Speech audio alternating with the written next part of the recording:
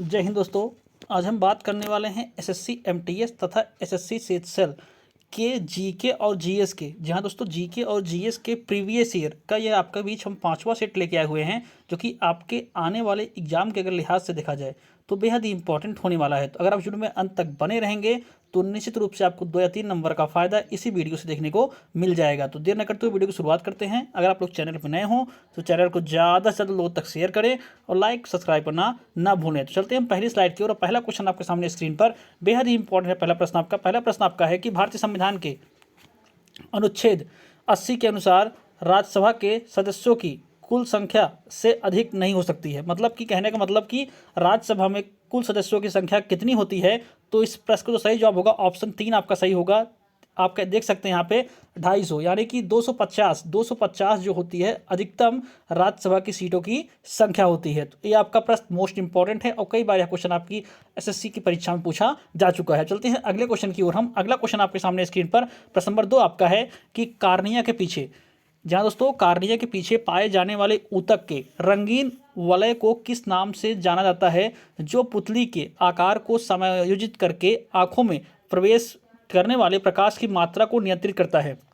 तो इस प्रश्न का सही जवाब आप देख रहे होंगे आइरिस। ऑप्शन ए आइरिस ही होता है जो प्रकाश की मात्रा को जो है नियंत्रित करता है। अब चलते हैं अगले क्वेश्चन की ओर। हम अगला क्वेश्चन आपके सामने स्क्रीन पर प्रश्न नंबर 3 आपका है कि निम्नलिखित में से किसने जो है मई 2020 में जो है इराक के नए प्रधानमंत्री के रूप में पदभार ग्रहण किया है। तो इस प्रश्न का जो सही जवाब होगा ऑप्शन 2 मुस्तफ़ा अल कादिमी। जी हाँ दोस्तों, मुस्तफ़ा अल कादिमी जिन्होंने जो है ईरान के नए प्रधानमंत्री के रूप में शपथ ली है। तो आप सोच सकते हैं ऐसे भी करंट अफेयर के क्वेश्चन आपके एग्जाम में देखने को मिल सकते हैं। चलते हैं अगले क्वेश्चन की ओर। हम अगला क्वेश्चन आपके सामने स्क्रीन पर प्रश्न नंबर 4 आपका मोस्ट इंपॉर्टेंट है। आपका यह प्रश्न आपका तो मोस्ट इंपॉर्टेंट क्वेश्चन है आपका कि रुक्मणी देवी अरुडेल का निम्नलिखित में से किस नृत्य शैली से संबंध है। मतलब इनका संबंध किससे है, तो भरतनाट्यम से। जी हाँ दोस्तों, भरतनाट्यम से इनका संबंध है। अगर भरतनाट्यम की बात की जाए तो तमिलनाडु राज्य से संबंधित है। चलते हैं अगले क्वेश्चन की ओर। हम अगला क्वेश्चन आपके सामने स्क्रीन पर प्रश्न नंबर 5 है कि भारत सरकार ने मौजूदा समय विक्रय कर को भारतीय कराधान प्रणाली में बदलने के लिए किस वर्ष जो है वैट यानी कि देखिए मूल्य वर्धित कर यानी कि वैट को अप्रत्यक्ष कर के रूप में लागू किया था। तो वैट कहने का मतलब वैट कब लागू हुआ था, तो ऑप्शन यहाँ देखिए 3 2005 में जो है वैट को लागू किया गया था। अब चलते हैं अगले क्वेश्चन की ओर। हम अगला क्वेश्चन आपके सामने स्क्रीन पर, अगर आपको वीडियो पसंद आ रहा हो तो चैनल को ज़्यादा लोगों तक शेयर कर दें और लाइक सब्सक्राइब करना ना भूलें। प्रश्न नंबर 6 की बात की जाए तो प्रश्न नंबर 6 आपका है कि जोड़ों के बीच मौजूद द्रव जो कि जोड़ों की गति को आसान बनाता है उसको किस नाम से जाना जाता है, तो साइनोवियल। जी हाँ दोस्तों, साइनोवियल द्रव उसको कहते हैं। तो मोस्ट इंपॉर्टेंट क्वेश्चन आपका यह भी है और कई बार परीक्षाओं में क्वेश्चन पूछा जा चुका है। चलते हैं अगले क्वेश्चन की ओर। हम अगला क्वेश्चन आपके सामने स्क्रीन पर प्रश्न नंबर 7 आपका है कि मुगल प्रांतीय प्रशासन में आमतौर पर दीवानी का अर्थ क्या होता है। दीवानी का मतलब क्या होता है, तो इस प्रश्न का जो सही जवाब होगा ऑप्शन 2 राजस्व प्रशासन। दीवानी का मतलब जो होता है राजस्व प्रशासन होता है। चलते हैं अगले क्वेश्चन की ओर। हम अगला क्वेश्चन आपके सामने स्क्रीन पर प्रश्न नंबर 8 है कि नाहर काटिया तेल क्षेत्र किस राज्य में स्थित है। मोस्ट इंपॉर्टेंट है आपका, यह बेहद ही इंपॉर्टेंट प्रश्न आपका है। तो प्रश्न इस प्रश्न का जो सही जवाब होगा ऑप्शन 2 असम में यह आपका स्थित है। चलते हैं अगले क्वेश्चन की ओर। हम अगला क्वेश्चन आपके सामने स्क्रीन पर प्रश्न नंबर 9 है कि रियल टाइम ग्रॉस सेटलमेंट के माध्यम से न्यूनतम राशि प्रेषित की जा सकती है। मतलब कितनी राशि जो है दी जा सकती है, तो आप देख सकते हैं यहाँ पे 2 लाख रुपए। जहाँ दोस्तों 2 लाख रुपए राशि आपको प्रेषित की जा सकती है। चलते हैं अगले क्वेश्चन की ओर। हम अगला क्वेश्चन आपके सामने स्क्रीन पर प्रश्न नंबर 10 आपका है कि निम्नलिखित में से कौन सा वाद्य यंत्र आमतौर पर ऊर्ध्वाधर स्थिति में और एक मुड़े हुए धनुष से बजाया जाता है, तो सारंगी। जहाँ दोस्तों सारंगी को बजाया जाता है। तो आपका इंपॉर्टेंट क्वेश्चन है, कई बार परीक्षाओं में क्वेश्चन पूछा जा चुका है। अब चलते हैं हम अगले क्वेश्चन की ओर। प्रश्न नंबर 11 है कि मौर्य राजवंश का अंतिम शासक कौन था। मोस्ट इंपॉर्टेंट क्वेश्चन है आपका। तो इस प्रश्न का तो सही जवाब होगा ऑप्शन 2 वेदरथ जो था मौर्य वंश का अंतिम शासक था। चलते हैं अगले क्वेश्चन की ओर। हम अगला क्वेश्चन आपके सामने स्क्रीन पर प्रश्न नंबर 12 है कि all India open badminton championship 2020 में पुरुष एकल का खिताब निम्नलिखित में से किसने जीता, तो विक्टर एलेक्सेन ने यह खिताब जीता हुआ था। अब चलते हैं अगले क्वेश्चन की ओर। हम अगला क्वेश्चन आपके सामने स्क्रीन पर प्रश्न नंबर 12 है। प्रश्न नंबर 13 आपका कि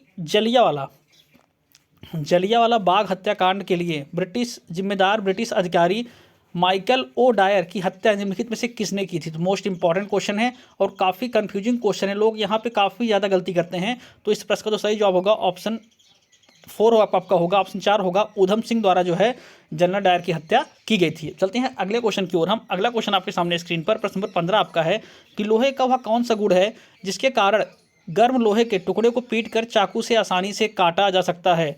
तो यहाँ देख सकते हैं आघात वर्धिता का गुण। जी हाँ दोस्तों, मिलाबिलिटी जो होती है इसी के कारण जो है लोहे को जो है आसानी से पीट कर जो है गर्म करके चाकू से काट सकते हैं। चलते हैं अगले क्वेश्चन की तरफ। अगला क्वेश्चन आपके सामने स्क्रीन पर प्रश्न नंबर 16 आपका है कि 2019-20 में वैश्विक जहाँ दोस्तों विश्व बैंक द्वारा कराए गए एक सर्वेक्षण के अनुसार नई सृजित फर्मों की श्रेणी में भारत का वैश्विक स्थान निम्नलिखित में से कौन सा था। तो तीसरा स्थान जो है भारत को दिया गया था। चलते हैं अगले क्वेश्चन की ओर। हम अगला क्वेश्चन आपके सामने स्क्रीन पर प्रश्न नंबर 16 है कि निम्नलिखित में से किस भारतीय ने टेबल टेनिस में ITTF challenger plus Oman open जीता था। तो शरत कमल द्वारा जो है जीता गया था। चलते हैं अगले क्वेश्चन की ओर। हम अगला क्वेश्चन आपके सामने स्क्रीन पर प्रश्न नंबर 17 आपका है, बेहद इंपॉर्टेंट है प्रश्न नंबर 17 आपका, मोस्ट इंपॉर्टेंट प्रश्न है आपका प्रश्न नंबर 17 कि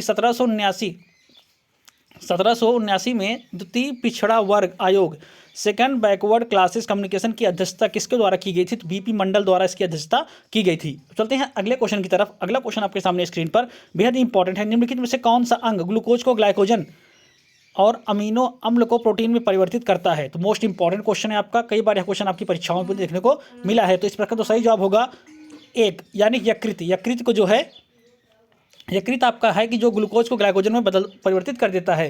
तो चलते हैं अगले क्वेश्चन की ओर। हम अगला क्वेश्चन आपके सामने स्क्रीन पर बेहद इंपॉर्टेंट है अगला प्रश्न भी आपका कि भारत दुनिया के कुल भौगोलिक क्षेत्र का कितना प्रतिशत है। तो लगभग आपका कह सकते हैं कि 2%। यहाँ दोस्तों 2% भारत है। चलते हैं हम अगले क्वेश्चन की ओर। अगला क्वेश्चन आपके सामने स्क्रीन पर बेहद इंपॉर्टेंट है आपका अगला प्रश्न और यह इस वीडियो का आखिरी प्रश्न है। तो अगर आप लोगों को वीडियो अच्छा लगा हो तो चैनल को ज़्यादा से लोग तक शेयर करना ना भूलें। तो अगला प्रश्न है आपका प्रश्न नंबर 20 आपका है कि निम्नलिखित में से कौन सा एक जैन त्यौहार है जो श्वेतांबर समुदाय के द्वारा 8 दिनों के लिए मनाया जाता है और दिगंबर समुदाय द्वारा जो है 10 लक्षण पर्व के रूप में 10 दिनों के लिए मनाया जाता है। तो सोच सकते हैं आपका इतना इंपॉर्टेंट क्वेश्चन है आपका यह, और कई बार यह जो है परीक्षाओं में पूछा गया, चाहे कैसे परीक्षा SSC की हो, CSL की हो या फिर SSC CGL की हो। तो सोच सकते हैं तो पर्युषण पर्व जो होता है इसी को जो है दोनों धर्मों द्वारा जो है मनाया जाता है। मोस्ट इंपॉर्टेंट आपका यह क्वेश्चन है। तो अगर आपको वीडियो पसंद आया हो तो चैनल को ज़्यादा से ज़्यादा लोगों तक शेयर करें और लाइक सब्सक्राइब करना ना भूलें। धन्यवाद।